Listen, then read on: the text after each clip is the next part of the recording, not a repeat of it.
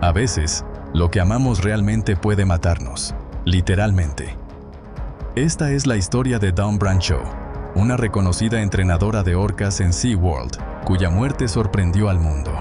Los espectáculos de orcas de Brancheau atrajeron millones al parque, millones de dólares y millones de visitantes. Nada de esto importó el 24 de febrero de 2010, cuando fue asesinada por una de las orcas que había llegado a conocer y amar a lo largo de los años. Dawn Brancheau había tomado su decisión cuando tenía 10 años, en una época en la que aún era Dawn, y sus padres la llevaron a SeaWorld en California. En ese momento supo exactamente lo que quería hacer cuando creciera: ver a Shamu, la orca más famosa del mundo. Realizar una de las rutinas en SeaWorld fue suficiente para convencer a la pequeña de que quería trabajar con animales. Aún mejor, quería trabajar con orcas, infamemente conocidas en el mundo como ballenas asesinas. No hay otros animales como las orcas, literalmente. Aunque las orcas pertenecen a la familia de los delfines oceánicos, también son la única especie en el género Orcinus. Son algunas de las criaturas marinas más reconocibles, con sus cuerpos de patrón negro y blanco y sus aletas dorsales. A pesar de su apariencia adorable, no se dejen engañar. Son depredadores ápice, incomparables en su hábitat natural. Las orcas se alimentan de peces, focas y otras especies de delfines.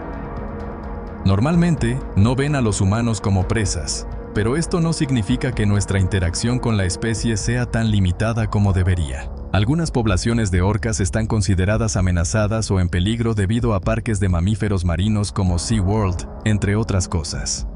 Y como muestra la historia de Dawn Brancheau, se necesitó una tragedia humana para que los parques de mamíferos marinos ajustaran sus prácticas y el trato a estas criaturas espectaculares. La mujer pasó 2 años trabajando con delfines en Six Flags en Nueva Jersey. No fue hasta 1994 que comenzó su carrera en SeaWorld Orlando, donde comenzó como entrenadora trabajando con nutrias y leones marinos. 2 años después, en 1996, Dawn se casó con Scott Brancheau y comenzó a trabajar con orcas. Finalmente, su sueño de infancia se había hecho realidad. Dawn Brancheau trabajó arduamente para alcanzar su sueño, incluso cuando lo tenía en la palma de su mano. Sabía que trabajar con orcas era peligroso, aunque los ataques en cautiverio son muy raros. Para mantener su seguridad, Brancheau tenía que estar en forma. Como resultado, la entrenadora corría maratones, levantaba pesas y montaba en bicicleta para mantenerse en buena forma. Cuando se convirtió en entrenadora principal, Brancheau ya era bastante conocida. Participaba en múltiples presentaciones públicas de SeaWorld, convirtiéndose esencialmente en la cara de SeaWorld. Vallas publicitarias en Orlando mostraban a Dawn Brancheau actuando con sus queridas orcas. Sus espectáculos atraían al público como ningún otro. Las diversas acrobacias que realizaba junto a los poderosos animales deleitaban tanto a jóvenes como a mayores. En 2010, Dawn Brancheau ya estaba establecida como una de las entrenadoras de orcas más famosas del mundo. A los 40 años, Brancheau seguía tan dedicada a su trabajo como siempre. Ver a la mujer de 1,55 metros hacer que orcas enormes la obedecieran era impresionante y el público disfrutaba de sus espectáculos. Uno de los shows más populares ofrecidos por SeaWorld en 2010 se llamaba Cena con Shamu. El concepto era simple. Los visitantes disfrutaban de una comida mientras eran entretenidos por una actuación de entrenamiento de orca. Después del espectáculo, los visitantes también podían ir al área de observación y tomar fotos de las orcas. Aunque el original Shamu había muerto en 1971, SeaWorld registró el nombre y lo usó para varios espectáculos. Además, varias de las orcas del parque han recibido el nombre a lo largo de los años. La tarde del 24 de febrero de 2010, Dawn Brancheau estaba lista para realizar un espectáculo de Cena con Shamu. Su compañero de trabajo para el día era Tilikum, un macho de orca de 27 años que pesaba alrededor de 5,400 kilogramos y medía 7 metros. Brancheau había trabajado con Tilikum muchas veces antes y ambos estaban bastante cerca, a pesar del historial de agresión de la orca hacia los humanos. En 1991, cuando Tilikum llevaba ya 8 años en cautiverio, él y 2 otras orcas ahogaron a un entrenador en Sealand of the Pacific en Vancouver. En 1991 hizo otra víctima. Un hombre que había ingresado sin permiso en SeaWorld después del horario fue encontrado muerto tendido sobre la espalda de Tilikum. pero Branshaw y la ballena asesina habían desarrollado lo que se llamaba un vínculo cercano a lo largo de los años.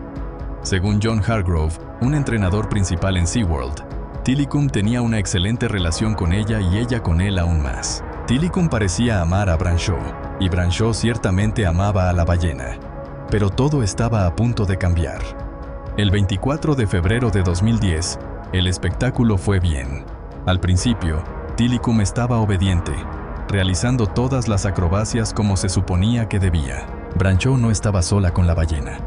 La práctica era que cada entrenador tuviera al menos un observador. Un entrenador que pudiera activar una alarma y lanzar una cuerda o red al tanque si un entrenador fuera atacado por una ballena. Ese miércoles, Branshaw trabajó junto a 2 observadores, Jan Topoleski y Lynn Shaver. El espectáculo fue bien y pronto terminó. Después de las acrobacias, Branshaw generalmente tenía una sesión de vinculación con las orcas, justo antes de que los visitantes pudieran venir y tomar fotos de los animales. Y fue durante la sesión de vinculación que todo salió horriblemente mal. La mujer de 40 años estaba interactuando con la orca cara a cara. Y luego algo sucedió, algo que aterrorizó al público. Desde donde estaba parado Jan Topoleski, parecía que el largo cabello de Dawn Branshaw flotaba en el agua directamente en la boca de Tilikum. Branshaw luchó por liberar su cabello de la boca de la orca. Pero Tilikum era conocido por ser posesivo. No le gustaba soltar sus juguetes. Mientras Topoleski y otros veían cómo la ballena agarraba el cabello de Branshaw, otros testigos afirmaron que la orca en realidad había agarrado a la mujer por el brazo.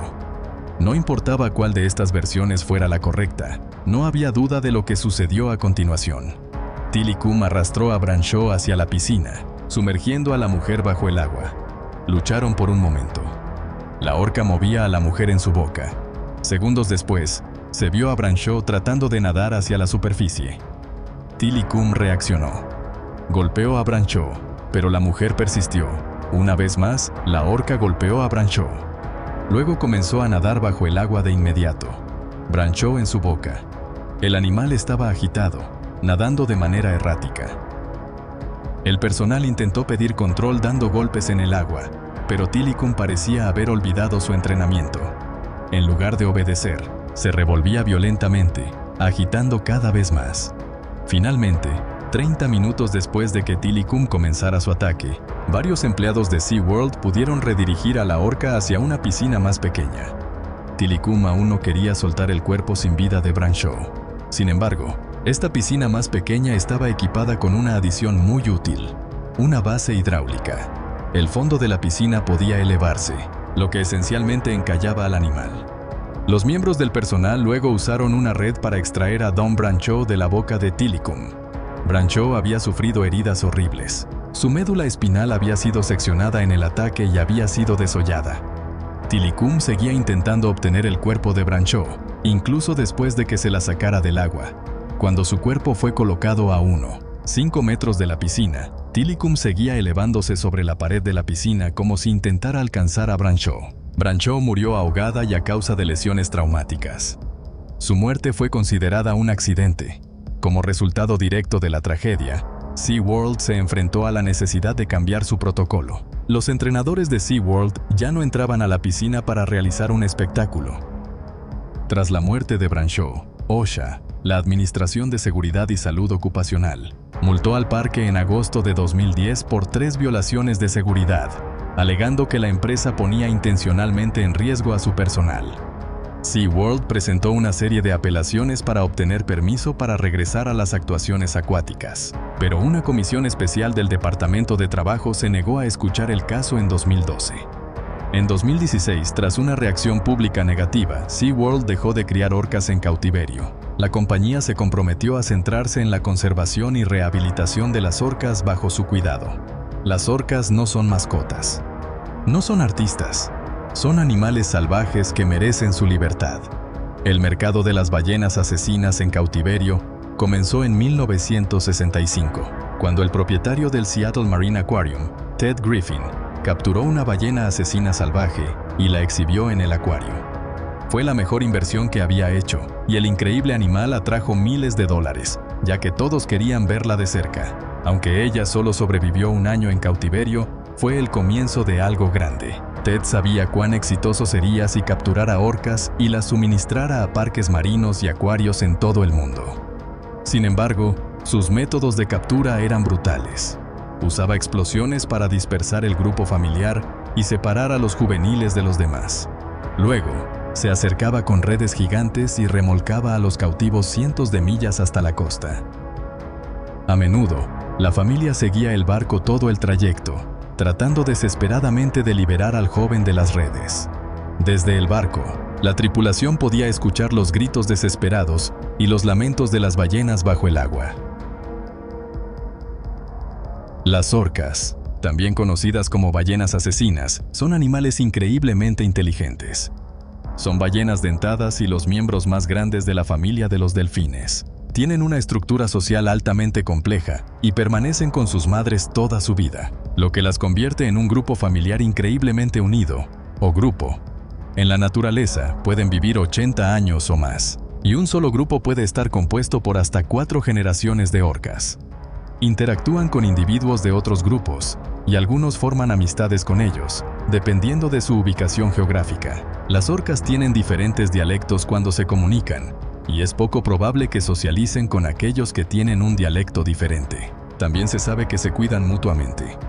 Se ha observado que ayudan a los individuos enfermos o heridos a permanecer cerca de la superficie para que puedan respirar si están luchando. Debido a su inteligencia y fuertes lazos familiares, se cree que mantener orcas en cautiverio es la forma más extrema de crueldad animal. Hoy en día, las orcas se crían en cautiverio, lo que significa que ya no se capturan de la naturaleza. Sin embargo, todavía hay algunas en cautiverio que fueron capturadas en la naturaleza y arrancadas de sus familias de la manera más brutal imaginable. Una de esas orcas fue Kasatka. Fue capturada frente a la costa de Islandia y transportada a SeaWorld San Diego en 1978. Pero tenía un carácter agresivo, ¿y quién podría culparla? Otras orcas, que habían sido arrancadas de sus familias y obligadas a actuar frente a multitudes, han mostrado signos similares de agresión. Estar confinadas en piscinas pequeñas con paredes de concreto y poco espacio para exhibir comportamientos naturales haría que cualquier ser vivo cayera en la desesperación. Con poca estimulación, las orcas en cautiverio pueden desarrollar psicosis y volverse extremadamente peligrosas. Los denunciantes a lo largo de los años han revelado el trato al que han sido sometidos estos majestuosos animales. Hay historias de ellas siendo drogadas para mantenerlas sumisas y calmadas. Y ha habido un uso excesivo de antibióticos, debido a que no se adaptan bien a las condiciones de cautiverio. Ken Peters, de 39 años, había trabajado como entrenador en SeaWorld durante años. Estaba acostumbrado a los espectáculos y presentaciones que se esperaban de él y sus orcas. Respetaba profundamente a los animales con los que trabajaba. Tenía una pasión por ellos y amaba su trabajo. Trabajar con estas increíbles ballenas fue un sueño hecho realidad para él. Pero Kasatka había mostrado signos de agresión hacia él antes. Lo había mordido en 1993 y nuevamente en 1999. A pesar de esto, tenían una larga historia de trabajo juntos, y Ken confiaba en ella. Uno de los momentos destacados de su espectáculo era equilibrarse sobre la nariz de Kasatka mientras ella nadaba alrededor de la piscina con él. Pero un día, este truco de circo casi se vuelve mortal. El 30 de noviembre de 2006, Ken se zambulló en el agua. Durante el espectáculo, el público estaba al borde de sus asientos mientras esperaba que Ken emergiera. Podían ver la sombra oscura de la ballena asesina bajo el agua mientras se dirigía hacia la superficie, hacia donde Ken estaba nadando. Era una rutina que habían hecho miles de veces antes. Estaba bien ensayado. Esperaba el empujón de su nariz en sus pies, pero nunca llegó. En su lugar, sintió un tirón agudo en su pie y ella lo arrastró bajo el agua. Logró tomar una rápida bocanada de aire. Hubo un alboroto mientras ella sacudía la cabeza de un lado a otro, y Ken desapareció de vista. El público jadeó al darse cuenta de que algo estaba mal. Luego, los observadores del personal al lado de la piscina se apresuraron hacia el agua. Golpearon la superficie, tratando de distraer a Kasatka, pero no estaba funcionando. Gritaron sus comandos de llamado, pero ella no escuchaba. Ella arrastró a Ken al fondo de la piscina. Podía sentir la presión en sus oídos. Sentía que sus pulmones estaban a punto de estallar mientras ella lo mantenía bajo el agua. Trató de mantener la calma. Intentó liberar su pie, pero ella lo sostenía con fuerza. Podía sentir sus dientes afilados clavándose en su pie. No importaba cuánto lo intentara, no podía soltar su agarre. Un minuto después, Kasatka se dirigió a la superficie. Ken respiró con ansias. Tomó respiraciones profundas, pero aún no estaba fuera del agua. Ella todavía tenía su pie firmemente en su boca. No había terminado con él. Lo acarició suavemente, hablándole en voz baja. Sabía que su vida estaba literalmente en su boca. Si ella quería matarlo, podría haberlo hecho fácilmente. Él no era rival para la ballena asesina de 2.200 kilogramos. No había nada que pudiera hacer excepto prepararse para lo que vendría y esperar que ella lo soltara. No lo hizo. Pocos segundos después, Kasatka se zambulló nuevamente, arrastrando a Ken con ella. Estaba completamente a merced de la ballena mientras ella lo lanzaba por debajo de la superficie. Él era su juguete. Ella lo arrastraba como si fuera una muñeca de trapo. Pero algo la había agitado, algo que había causado un cambio en su comportamiento. Bajo el agua, Ken escuchó a la cría de Kasatka llamando desde el otro lado del concreto. No era de extrañar que ella estuviera actuando de esa manera. Era increíblemente angustiante para ella y quería estar con su cría. Incluso en el fondo de la piscina, Ken realmente creía que Kasatka lo soltaría. No pensaba que ella lo ahogaría. Tenía fe en ella.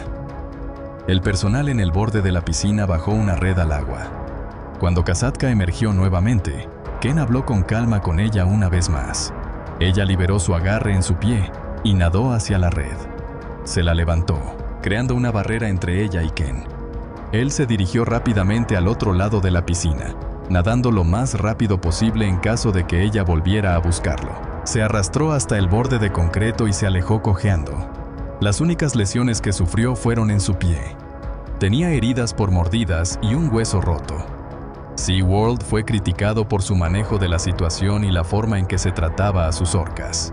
Deberían haber previsto la ansiedad de Kasatka con su cría tan cerca, y nunca deberían haberla exhibido en ese estado. El ataque una vez más exigió una prohibición de los espectáculos con orcas en cautiverio. Hemos aprendido todo lo que podemos aprender de ellas en cautiverio. Ahora aprendamos de ellas en su entorno natural. Kasatka murió a los 41 años el 15 de agosto de 2017. Fue sacrificada debido a una infección pulmonar persistente, probablemente causada por un sistema inmunológico deteriorado por todos los antibióticos que se le habían administrado a lo largo de los años. Era la orca más vieja en cautiverio en ese momento, y desde su muerte, SeaWorld se comprometió a mostrar solo a sus orcas en espectáculos naturales. Estos buscan mostrar su comportamiento natural en lugar de saltar a través de aros y salpicar a los miembros del público. Es un paso en la dirección correcta, pero ¿es suficiente? Tilikum fue una orca. Se hizo famoso por el documental Blackfish, que detalla la vida de las orcas en cautiverio. Es una visión increíblemente triste y conmovedora de las terribles condiciones a las que se someten estos magníficos animales. Tilikum tenía solo 2 años cuando fue arrancado de su familia en la naturaleza. Fue separado de su madre y remolcado detrás de un barco hacia las costas canadienses para comenzar una vida en cautiverio. Una vez que llegó a la costa canadiense, fue transferido a un tanque en Sealand, Victoria, Columbia Británica. Allí, en una piscina pequeña, se le obligaba a realizar trucos sin sentido frente a una audiencia fascinada día tras día. Las orcas se consideran uno de los animales más inteligentes del planeta. Tienen interacciones sociales altamente complejas con otros individuos, tanto dentro de su grupo como fuera de él. Típicamente, las orcas salvajes pasan toda su vida con sus madres y los grupos pueden estar formados por 4 generaciones. Forman amistades y vínculos de por vida entre sí. Ayudan a otros individuos cuando están enfermos o heridos y pueden mostrar una gama de emociones. Estar en cautiverio es una de las formas más duras de crueldad animal cuando se trata de orcas. Tilikum no tenía variación en su rutina diaria. En Sealand, había poca o ninguna estimulación mental para él. Además, estaba en una piscina con 2 hembras dominantes mayores que lo acosaban. Lo rascaban con sus dientes, causándole heridas. Lo golpeaban para afirmar su dominio. Y dentro de una piscina tan pequeña, no había dónde escapar para Tilikum. Era el comienzo de una vida de miseria para la joven ballena asesina. Kelty Byrne era una estudiante de biología marina entusiasta y ansiosa por aprender. Durante su tiempo libre, trabajaba en Sealand de Canadá. Era una forma de ganar dinero extra para ayudar a financiar sus estudios, y era un entorno en el que podía poner en práctica su aprendizaje. Trabajar con Tilikum y las otras orcas en Sealand era un trabajo gratificante y físicamente exigente. Trabajando como entrenadora de animales, Kelty sabía la importancia de construir una relación con los animales con los que trabajaba. Ser asignada para entrenar a las orcas era una oportunidad emocionante, pero no tenía idea de que su trabajo a tiempo parcial le costaría un día la vida. Ese día trágico fue el 20 de febrero de 1991. La entusiasta de 20 años acababa de terminar un espectáculo exitoso con Tilikum y las dos hembras. La audiencia llena lo había disfrutado, maravillándose con la velocidad, agilidad y poder de las orcas mientras actuaban en la piscina frente a ellos. Cuando la audiencia comenzó a salir del área al final del espectáculo, Kelty comenzó a limpiar.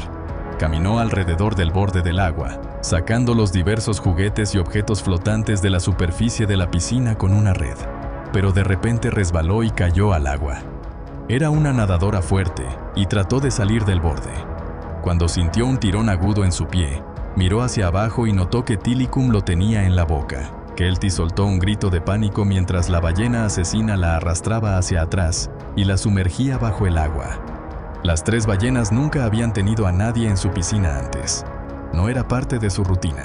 Los únicos juguetes que se les había permitido jugar eran pequeños objetos, plásticos que se les ordenaba empujar alrededor del agua para entretener al público.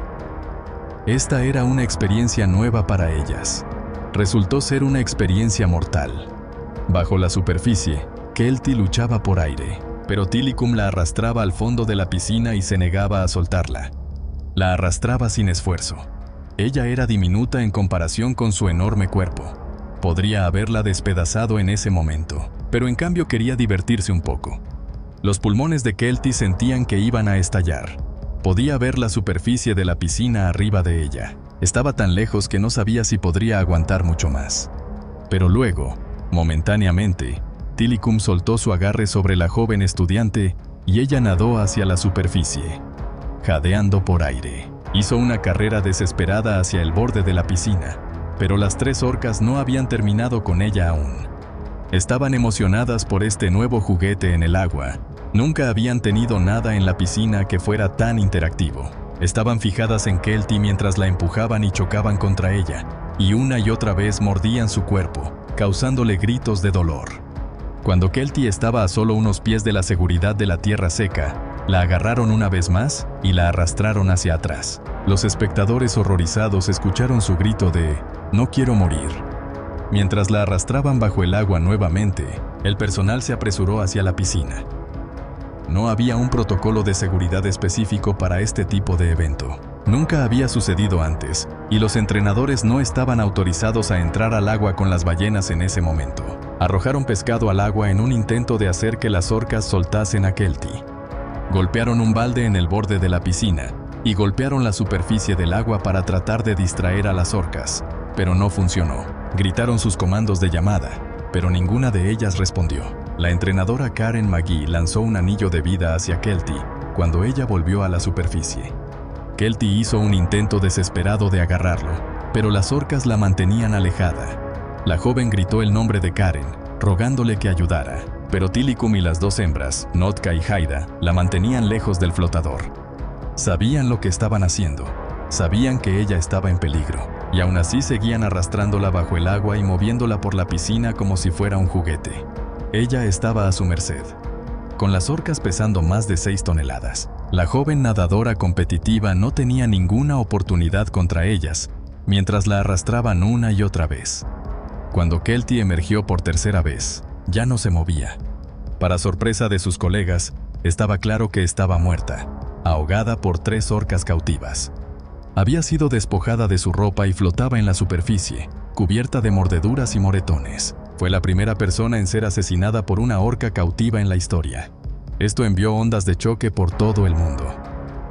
Pasaron 2 horas más antes de que el personal de Sealand pudiera recuperar el cuerpo de Kelty del agua. Fue increíblemente traumático para el personal y los equipos de emergencia, ver cómo las orcas arrastraban el cuerpo de su colega fallecida por la piscina.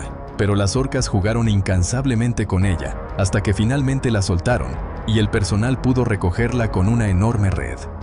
Ella se había ahogado a solo unos pies del borde de la piscina, frente a sus amigos y colegas que estaban impotentes para ayudar. Fue un terrible error, pero uno que podría haberse evitado. Paul Spong, director de Orca Lab, que investiga a las orcas, dijo que el incidente era algo que estaba esperando a suceder. Si encierras a una orca salvaje y la privas de casi toda estimulación mental y sensorial, se va a dañar psicológicamente. Lo mismo se puede decir para los humanos tratados de manera similar. Nadie podía culpar a las ballenas por la trágica muerte de Kelty. El incidente había estado años en preparación, tras una década de maltrato. Solo un año después, Sealand cerró. Nunca se recuperó de la terrible muerte de Kelty, y se plantearon serias preguntas sobre la ética de mantener orcas en cautiverio. Tilikum, Nootka y Haida fueron reubicados. Tilikum fue trasladado al SeaWorld de Orlando, donde sus condiciones de cautiverio fueron significativamente mejoradas. Pero ya era demasiado tarde. El daño psicológico ya se había hecho a la orca ahora completamente crecida, y con el tiempo, volvería a atacar una y otra vez. La víspera de Navidad de 2009, Alexis Martínez tenía 29 años y era entrenador de orcas en Loro Parque, Tenerife. Martínez había estado trabajando en Loro Parque desde 2004. Comenzó a entrenar orcas, también conocidas como ballenas asesinas, en 2006. Amaba el trabajo, pero últimamente había tenido algunas dudas en su mente. No podía evitar sentir que el trabajo le había pasado factura y, francamente, no se sentía tan seguro en el agua como solía sentirse. Martínez tenía una sensación persistente de que algo iba a salir terriblemente mal. En retrospectiva, no era solo un sentimiento que preocupaba a Martínez.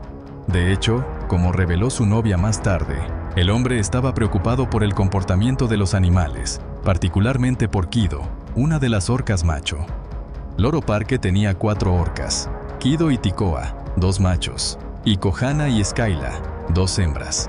Alexis Martínez trabajaba de cerca con ellos. Las 4 orcas habían sido criadas en cautiverio en SeaWorld Orlando en los Estados Unidos, antes de ser trasladadas al Loro Parque en Tenerife. Pero las orcas no estaban contentas. No tenían una hembra dominante para liderar su grupo improvisado, como sería la norma para las orcas en la naturaleza. Así que estaban estresadas, atrapadas en juegos de poder por el estatus social y en incertidumbre, sin nadie a quien seguir. Lo que hacía que las orcas se sintieran confundidas e inseguras, volviéndose inquietas y agresivas. En los meses previos a su trágica muerte, Alexis documentó el comportamiento de los animales en sus diarios, expresando su preocupación por su aparente frustración y agresividad hacia los demás. Sin embargo, el comportamiento preocupante de los animales no surgió solo en relación con los demás. El 2 de septiembre de 2009, Martínez escribió que uno de los otros entrenadores, Brian Rokich, tuvo un pequeño incidente con Kido. El hombre añadió que fue un muy mal día para Kido. No todo estaba bien en Loro Parque. A pesar de sus preocupaciones, Alexis Martínez continuó trabajando en el parque, entrenando a los animales. Había mucho trabajo por hacer. La Navidad se acercaba rápidamente, y Alexis sentía el estrés y la presión de trabajar en un nuevo espectáculo para la ocasión especial. Estaba agotado, pero así eran las cosas. Martínez sabía que debía estar bien descansado y relajado para mantenerse seguro en el agua con las orcas. Pero eso no siempre era una opción para él. Poco antes de las 10:30 am del 24 de diciembre de 2009, Alexis Martínez comenzó su sesión de entrenamiento habitual con Kido. Kido era una orca macho de 14 años nacida y criada en SeaWorld en Estados Unidos antes de ser trasladada al Loro Parque. Con solo un día de separación del esperado espectáculo navideño, Martínez sabía que tenía que asegurarse de que todo saliera bien. La sesión comenzó bastante bien. Martínez iba a actuar junto a otro entrenador. Pasaron por la sesión de práctica de la mañana junto con otros 5 entrenadores de orcas. Kido, la orca macho, parecía estar de buen humor, ansioso por actuar y ser recompensado con sabrosos peces. A pesar de esto, los entrenadores estaban muy concentrados. Sabían que Kido solía estar más interesado en trabajar junto a otras orcas. Prefería eso a actuar solo en la piscina. Antes de que comenzara la sesión, los entrenadores habían tomado sus lugares designados. Alexis Martínez se unió a Kido en el agua. Al principio, Kido se comportaba bien y realizaba lo que se esperaba de él. Escuchaba a los entrenadores y recibía sus recompensas. Luego, Martínez intentó una conducta llamada Stand on Spy Hop. En el Stand on Spy Hop, el entrenador se pone de pie sobre el hocico de la orca o la punta de su pico, mientras el animal se eleva y sale del agua. Es un movimiento dramático e impresionante. Kido alcanzó la altura adecuada, pero subió en un giro que hizo que Alexis Martínez perdiera el equilibrio y cayera al agua. La conducta fue buena, pero no lo suficientemente buena. Martínez decidió que no merecía una recompensa, pero tampoco una reprimenda. En cambio, emitió un Least Reinforcing Scenario, también conocido como EERS. Hizo contacto visual con Kido y luego hizo una breve pausa, lo que significaba que, a pesar de que Kido había fallado, aún tenía la oportunidad de recibir refuerzos y permanecía tranquilo. Como Kido se mantuvo tranquilo, Alexis regresó al escenario y recompensó al animal con un Snowball de hielo, una golosina para el animal. Martínez intentó nuevamente el Spy Hop. Salió igual. Kido alcanzó la altura adecuada pero giró nuevamente. Martínez cayó. El hombre emitió otro LRS. Luego, otro entrenador llamó a Kido para darle un overdose. El entrenador le dio al animal algunos peces y luego lo envió de regreso a Alexis Martínez para continuar con la sesión de práctica. Martínez agarró el hocico de Kido con ambas manos para dirigir a la ballena bajo el agua hacia el escenario. Era un movimiento normal, pero fue entonces cuando las cosas comenzaron a ir mal para el entrenador. Kido empezó a llevar a Martínez más profundo de lo necesario o normal, cada vez más cerca del fondo de la piscina de 36 pies. El hombre soltó a la ballena y nadó hacia la superficie para darle otro LRS. Esta vez, sin embargo, la orca perdió la calma. En lugar de quedarse quieto, Kido se colocó entre Martínez y el escenario. El movimiento de Kido fue desafiante, la primera señal de la inminente agresión. Al ver esto, Brian Rockich actuó rápidamente para desactivar la situación. Notó que Kido no parecía comprometido en mantener el control y que los ojos del animal estaban algo desorbitados. Rockich le dijo a Martínez que nadara lentamente hacia la rampa que conducía a las otras piscinas y saliera. El movimiento fue suficiente para captar la atención de Kido. Y luego, el destino de Alexis Martínez quedó sellado. La orca comenzó a nadar furiosamente hacia el hombre de 29 años. Cuando Kido alcanzó a Martínez, lo agarró por la pierna y lo arrastró al fondo de la piscina. Cuando Kido emergió para respirar, parecía que finalmente obedecía. Pero luego el animal volvió bajo el agua para llegar hasta Martínez. Kido empujó a Martínez alrededor de la piscina y luego emergió, con el cuerpo del entrenador colgado sobre su hocico. Finalmente, la orca nadó hacia la piscina trasera vacía. Cuando los entrenadores intentaron cerrar la puerta, Kido se dio la vuelta y atascó su cabeza entre ella para evitar que se cerrara. Se tuvo que usar otra red para desviar a la orca de la puerta. Finalmente, el ataque terminó, pero Alexis Martínez no volvió a emerger. Brian Rockich saltó al agua y nadó hasta el fondo de la piscina para recuperar a Martínez. Los paramédicos llegaron y asumieron el control de los esfuerzos, pero era demasiado tarde. Alex Martínez había fallecido. La muerte de Martínez no estuvo exenta de controversia. Inicialmente, Loro Parque afirmó que su muerte fue el resultado de un desafortunado accidente, pero muchas cosas no encajaban.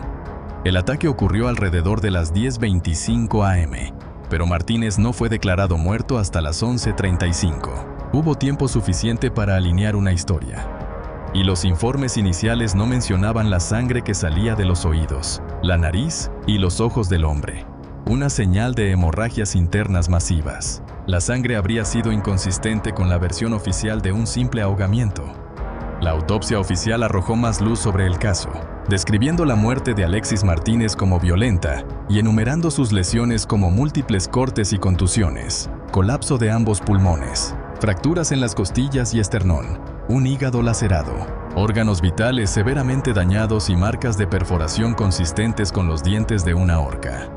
La muerte de Alexis Martínez recibió casi ninguna cobertura, pero 2 meses después, otro entrenador de SeaWorld, Don Brancheau, fue asesinado frente a miles de espectadores en la atracción de Orlando, Florida. 6 años después de su fallecimiento, SeaWorld tomó la decisión de dejar de reproducir